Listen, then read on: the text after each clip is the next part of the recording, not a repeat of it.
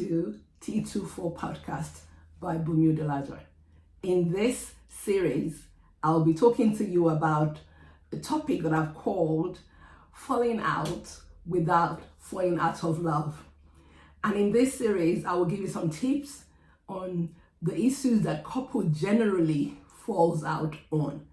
You know, as a trained counselor, I have dealt with and supported a number of colleagues and a number of couples in counseling when they have fallen out of, love sometimes, but falling out of issues without falling out of love is a key thing that we all have to learn. So, in my series on conflict resolution, I covered this topic extensively. So I'm not going to go back into that. However, what I would try to do is give you some ideas of topics or issues that couples generally fall out on. And in the second episode, I would give you some tips on how you can navigate this so that you don't fall out of love with your spouse. I'm sure that when you guys got married, your plan wasn't to fall out of love, but issues in life, things in life do come up, and sometimes if they're not managed, they do suck out the love in the relationship. So let me give you some of the topics or issues that couples generally fall out on. I know you won't be surprised to hear this, that the first one is communication. And this is in terms of the level of communication or the quantity of communication. Communication is a two-way street. It cannot be a monologue. So when you're communicating with your other half, you are making sure that you are giving them what I call a gift of listening. So you talk, but you also spend time listening to them and listening to understand, not listening to respond. The second thing that couples generally fall out on is also finance. This could be in terms of how much is available, how it is being managed, what is being spent on, and also it could be how risk averse one of you might be in terms of how you're spreading your financial risks. And experience will show that for someone, maybe they had seen their parents or friends lose money, they will be more cautious when it comes to spreading your financial risks. So another thing that couples generally fall out on is in-laws. In-laws in terms of the level of involvement that your families have, in your marriage. How much access do they have in your marriage? And I think the point here is that, you said you're getting married and you cleave to your husband and your wife. But if you're still receiving support, especially financial support from parents or siblings, they might think they have a stake in the marriage and they want to influence what goes on in there. The fourth thing that couples generally fall out on is respect. This might be in terms of how you treat each other, not just privately, but also publicly. And I think the key thing here is that respect looks different to each person.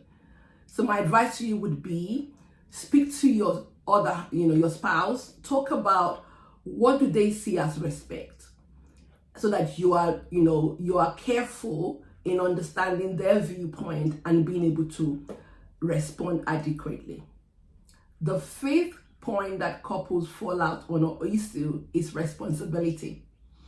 So this is around kind of shared responsibility. Is it assigned responsibility? Is it assumed responsibility? It could be that, you're both working and you're coming back home. One person is just putting their feet up while the other person is, walking around the house, tidying up the house, looking after the children. And, one person is living their best life while the other person is really spent.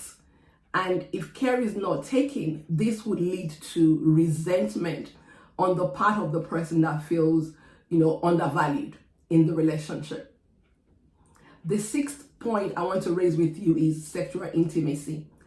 sexual intimacy mean, it's about how connected you are when it comes to sexual, issues within your marriage. And sex play a big part of it, but sex is not the only thing. So we'll talk about that some more in a future episode. The other thing I want to talk to you about is, your level of spiritual maturity. Your level of spiritual maturity. If one of you is fully committed in your local church, and you are exercising discipline in terms of praying, fasting, tithing, and the other person is not on that same level, if care is not taken, that could lead to falling out in the marriage. So my advice to you would be, if this is where you found yourself, it's really important that you spend time managing that and discussing that with your partner. Is very important. And I think I covered extensively in the conflict resolution series about fighting styles. There's the rhino and then the hedgehog. I'm going to leave you to go back to that series to listen to that. But as we begin to bring this to a close, I want to give you some scriptures that has really helped me and my husband in making sure that even when we disagree, falling out is about disagreement. If we disagree on points, we don't have to fall out of love just because we fall out on our outlook on issues. So the first thing I would say to you is the scripture is in Ephesians 4:26, where it says, make room for anger that is not sin. You can be angry, but you do not have to sin. Do not let the sun go down while she was still angry. That's a very popular scripture. I'm sure you would agree. I want to give you another one. It says in James 1:19 says, let every man be swift to hear, slow to speak, and slow to wrath. Yes, you can fall out on issues, but you do not have to fall out of love. I hope that you've gotten a few points here that you can start to ponder upon and maybe have a conversation with your spouse on where you guys are at this point. Hope you had, I've enjoyed this, and I hope to see you in the second episode in a couple of weeks. Take care and thank you for listening.